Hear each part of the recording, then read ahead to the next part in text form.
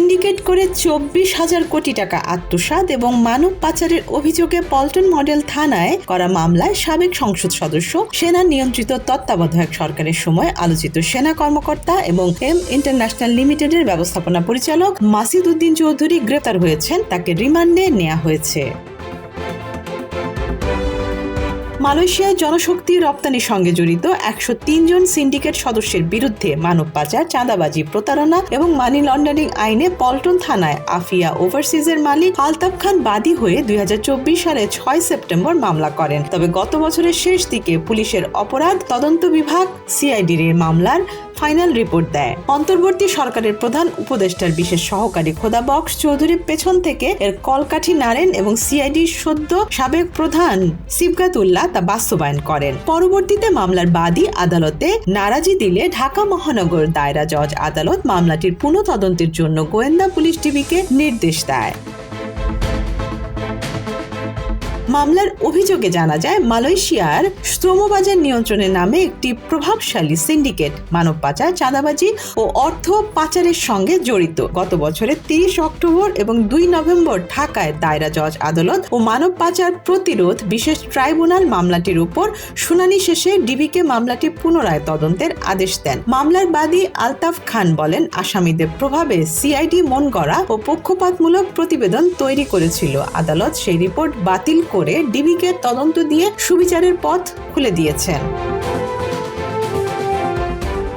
মালয়েশিয়ায় কর্মী পাঠানোর সিন্ডিকেটের মূল হোতা হিসেবে পরিচিত দুজন ব্যবসায়ী আমিনুল ইসলাম ও রুহুল আমিন স্বপনকে আটক করে দেশে ফেরাতে ইন্টারপোলের মাধ্যমে আনুষ্ঠানিক চিঠি পাঠিয়েছে বাংলাদেশ। যুক্তরাষ্ট্র ভিত্তিক সংবাদ মাধ্যম ব্লুমবার্গ এর প্রতিবেদন অনুযায়ী 2024 সালে 24 অক্টোবর ইন্টারপোলের বাংলাদেশ শাখা থেকে পাঠানো ওই চিঠিতে বলা হয়, আমিনুল ও রুহুল ভুক্তভোগী কর্মীদের কাছ থেকে জালিয়াতির মাধ্যমে বিপুল অর্থ হাতিয়ে নিয়েছেন এবং তাদের শারীরিক ও মানসিকভাবে নির্যাতনের সুযোগ সৃষ্টি করেছেন।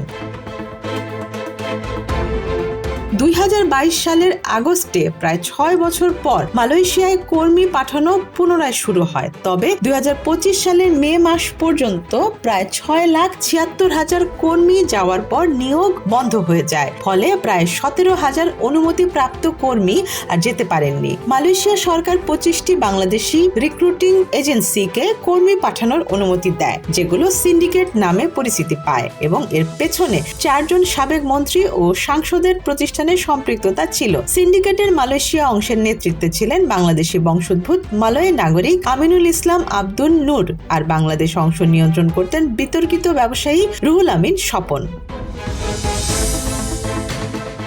সরকার প্রতিটি কর্মীর অভিবাসন ব্যয় 79,000 টাকা নির্ধারণ করলেও বাস্তবে প্রতিজনের কাছ থেকে গড়ে 5,44,000 টাকা পর্যন্ত নেওয়া হয়। বাংলাদেশি অংশের নিয়ন্ত্রকেরা প্রতিজনের কাছ থেকে প্রায় 1,42,000 টাকা এবং মালয়েশিয়ার নিয়ন্ত্রকেরা ভিসা প্রতি প্রায় 1.5 লাখ টাকা আদায় করেন। শেখ হাসিনা সরকারের পতনের পর রুহুল আমিন স্বপন দেশ ত্যাগ করেন বলে জানা গেছে।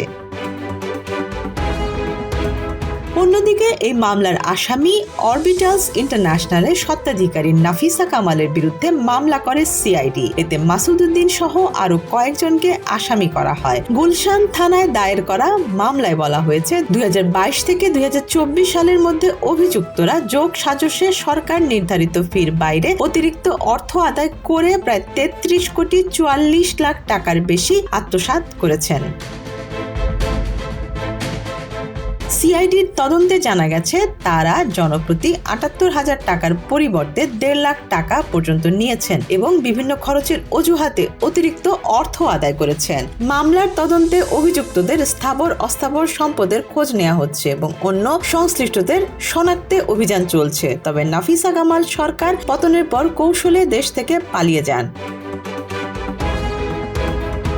এদিকে আলতাফ খানের কথা মামলার 1 নম্বর আসামি সাবেক প্রবাসী কল্যাণ মন্ত্রী ইমরান আহমেদকে এই মামলায় গ্রেপ্তার দেখানো হয়। 2024 সালে 20 অক্টোবর ঢাকার বনানী থেকে তাকে গ্রেপ্তার করে ডিবি পুলিশ। পুলিশি রিমান্ডে ইমরান আহমেদ স্বীকার করেন, পলাতক সাবেক প্রধানমন্ত্রীর বোনের চাপে পড়ে এই সিন্ডিকেট মালয়েশিয়ায় লোক পাঠানোর নামে হাজার হাজার কোটি টাকা লুটে নেয়। এ সময় প্রবাসী কল্যাণ মন্ত্রণালয়ের মন্ত্রী হয়েও নিরুপায় ছিলেন ইমরান আহমেদ।